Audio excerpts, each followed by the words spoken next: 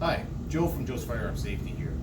In today's video, we're going to talk about the best ways to prepare yourself for your upcoming Canadian Firearm Safety Course or Canadian Restricted Firearm Safety Course, as well as how to prepare for the tests. So I've got some pointers here that we'll go through. Hopefully I won't miss any.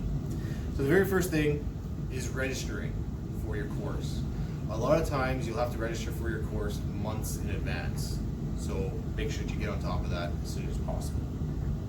Once you've registered for your course, I highly recommend looking over the textbook. The textbook is available online for free. You can find it at the Joe's Firearm Safety website. I'd also highly recommend watching videos like this one.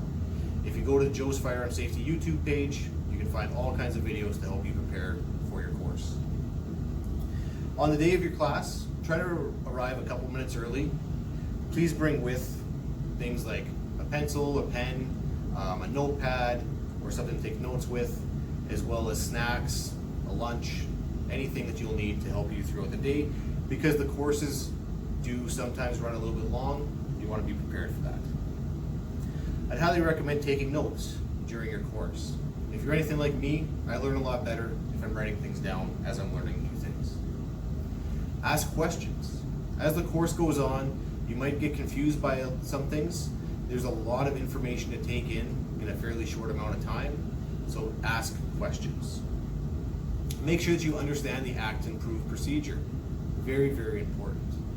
If you come to one of my classes, chances are there'll be an Acts and Prove poster somewhere in the room. It'll be up during the entire class, and it'll be up during the test as well. Reference them as much as you need to.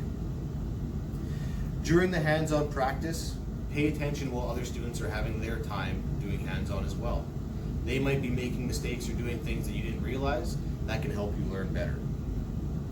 During your hands-on practice, ask questions. Make sure that you understand exactly what is expected of you to do. Again, use the Acts and Prove posters as needed. Make sure that you're doing every single step in the Acts and Prove procedure. Take advantage of extra hands-on time if available. I have had many classes where I've offered students extra hands-on time and they seem nervous or afraid to come up. Take that extra time. That is your time to use. Next, let's talk about the tests. When you start your written test, very important, before the start of that test, ask any questions that you might have, anything that's come up during the course of the test or during the course of the class. Ask those questions before the test is handed out. Notes won't be allowed during the test. So any notes that you've taken during the course, they'll have to be put away before the test is started.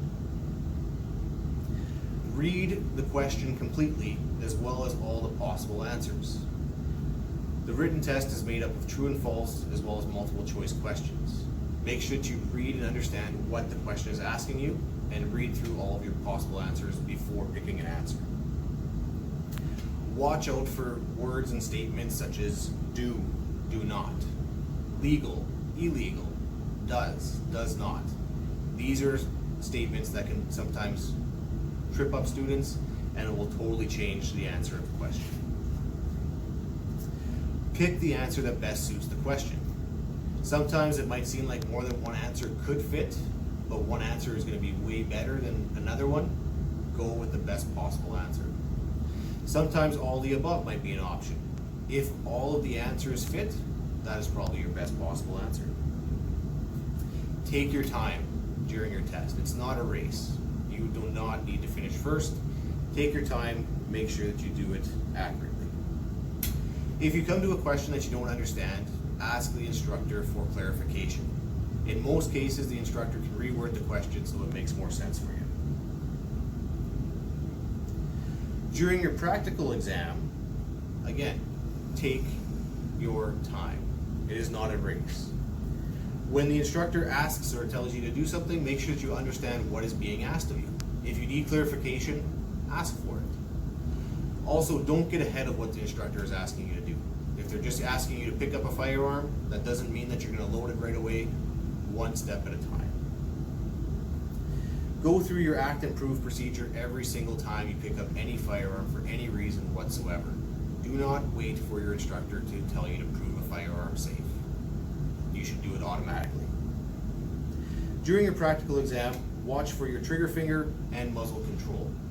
These are things that can really bring down your mark, and they are incredibly important when it comes to firearm safety. If there's an accident-proof poster in the room during your practical exam, look at them. Reference them as much as you need to. Of course, always maintaining proper muzzle control. Once you've completed your course and you've passed, send in your paperwork.